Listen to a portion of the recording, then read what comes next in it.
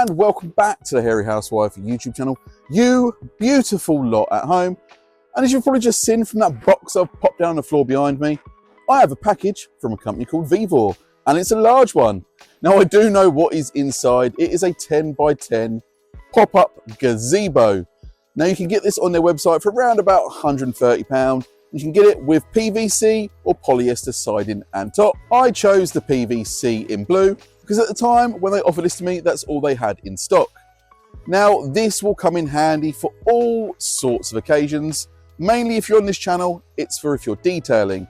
Now this is ideal for if it's a little bit drizzly outside, you need to do some polishing work, or whether it's too hot, too sunny, and you want to keep those panels cool. Again, well cleaning or polishing. Now you can get a bigger option on their website. However, I went for the 10 by 10 because I want to use it for a variety of different things. And 10 by 10 is the most versatile for me. Now I have made a bit of error of judgment today. I got it all out and I'm ready to film. And it's very windy. According to my phone, we are about 25 mph winds today. So this could be a little bit interesting, but hey, what could go wrong? Let's find out what's inside the box and have a chat about that gazebo while we do it. Now when I finally got into the box and opened it up, there was one thing I see that shocked me as soon as I lifted that flap up. And that is how thick and sturdy the frame looked straight away, just sat there in the box staring at me. I was expecting it to look and feel a little bit more flimsy than it did, considering the price. Now before I could get to getting the frame out and seeing what it was actually like when it was up and erected, I had to pull everything else out of the box first. And the first thing I pulled out was this carry case to store it all in when you were not using it. Now the case itself did feel really nice and it did feel really decent quality, and it also had these wheels on the bottom to help when you're transporting it around, so you didn't have to lift it up the whole time. The next out was the sides. Just felt like any other normal gazebo sides. It did have that plasticky PVC feel window in the middle and obviously the PVC material around it. There was also one other window, one back panel and an opening for the front. Now as I pull the frame out, again, quite shocked at how heavy this thing was. Like I said, considering the price, I was expecting it to feel a little bit more flimsy than it does. Now let's get that box out of the way and get this thing open. Now the tyres are cut and it's time to get this thing up. Now again, I know I keep banging on about this, but the frame itself just felt such a decent quality frame. It just blew me away at how well built and how solid this frame actually felt. Now ideally you'd have two people setting this up. However, I am on my own. I'm going to do something that I don't usually like to do. I'm going to put it on full Benny Hill mode and put it in fast forward. Now when you get to a certain point, all you need to do is push these little clips up until they lock in with this locking pin, like so. Now if you have one of these style gazebos at home, you're probably sat there going, you absolute moron, you've done it completely wrong. And after a while I realised I probably should have read the instruction manual before I started. It says to pop the top on and then open it up. Now again, this is probably ideal to have two people doing this, but I was on my own. Like many of you at home that are probably watching this, if you are mobile detailing or valeting, you're probably on your own. So you're going to need to know if it's possible to put this thing up on your own. However, it is not impossible and I am just about managing to do it.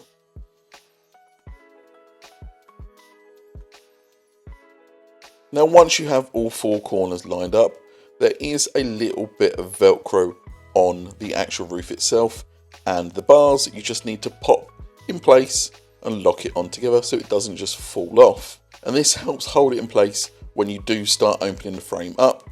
And again, I'm just going to pop it into full fast forward mode so you can see that I have done this on my own. Now one thing I will say, with the roof on, it was a little bit more of a struggle to get that frame open and up. And at one point the roof panel did start to come off at the corners and I did have to go around and put it back on quite a few times. However, after about 10 minutes of fighting with this thing, I finally managed to get the roof on and the frame fully opened up. Now once the frame was up and the roof panel was on, there was just some little cords around the actual roof panel itself that you just need to connect to the frame, just like so. There was just a few bits on the roof panel itself that might have missed quality control. There was just a few loose threads on that Velcro stripping that went around the edge of the roof panel. However, just a quick cut off and that problem was solved. Now the gazebo does have 3 height settings, and on its first setting it was tall enough to fit a large Fiat 500L family car underneath without having any height issues whatsoever. Now if I was buying this solely for detailing purposes and I was using it every single day, I would have gone for the larger one. As you can see, the back end of our vehicle does slightly stick out, but again the height of it is absolutely fine. Now you may notice the legs of the gazebo are a little bit uneven, and that is because the ground it is on is uneven. It's not the gazebo itself, it's the ground it's sitting on. So if you did want to clean a car or polish a full car, you would have to move it backwards and forwards slightly when and as you needed to. But again, the height for it was absolutely perfect, and again it had 2 more height settings to go up even further if you needed it to. Now this is where I decided to pull the vehicle out and pop the sides on the gazebo just to see how it looked with its sides on, and if and how much of a car I could fit in when the side panels and rear panel were on.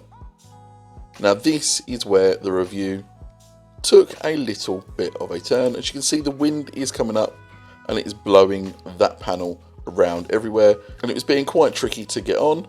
I decided to then start going down the side of the pole with those little Velcro strips to hold it in place, just to see how strong they were and if it could withstand the wind. And this is the moment when I realised I'd messed up. The wind managed to catch hold of this gazebo and I had to hold on with all my might, as well as undoing those little Velcro strips and taking that side off as quickly as possible. And I decided that was it. I'm not carrying on with this review. It is far too windy. I've seen what I've needed to see. It's time to bring it down. Now what I will say is bringing it down on your own is a lot easier than putting it up. It come down, roof off, folded up and ready to go back in its bag in under 5 minutes. And popping it in its bag was just as simple. Just pop the frame in first and then work all the other little bits in around it. And once you got it all in there nice and neatly, all you had to do was zip it up, use these little ties on the bag himself to tighten it all up and keep it in place so it's not putting any strain on the zip. Pick it up and roll it away to wherever you're going to be storing it. Now to answer my question earlier, what can go wrong when you try and pop a gazebo up on a windy day? And there we have it. That is exactly what can go wrong. Now, I'm quite surprised by this little pop-up gazebo. For £130, it's not bad. Now, yes, you can get better out there, but also that price tag increases. Now, for £130, this is definitely ideal for home use, using for going to, say, boot sales, garden parties, but it's also perfect for the home enthusiast detailer or weekend warrior. It actually worked really, really well. Now, other than user error of me putting it up and not really doing it before and not reading the instructions, it actually went up fairly easy. Now, the framework feels really solid, really chunky, and it actually feels really, really good quality. Now, I'm used to putting up gazebos where you slot one pole into the other, then slot another pole in, and then they're sort of wonky and wobbly. And this wasn't like that. Once it was up, it felt solid, it felt secure until that wind picked up. But it still managed to sort of deal with most of the wind I had until we got some of them larger gusts. So yeah, that framework is really, really good quality. Now, if you're going to be using this every single day, you are a professional, it's going to be in and out of the van, then I wouldn't say this is for you. I would say you definitely need something a little bit more heavy duty, something a little bit easier to put up that you can do on your own. This, again, requires 2 people. Although I managed to do it on my own, it was harder than it needed to be. Now, if my wife wasn't busy, I'd have got her out to give me a hand erecting it.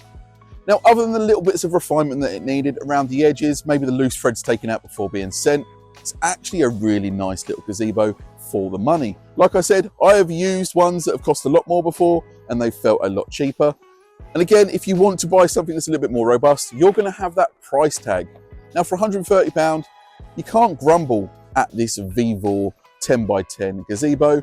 Now, if you are someone that's a professional, again, I would definitely recommend looking at maybe a more professional gazebo.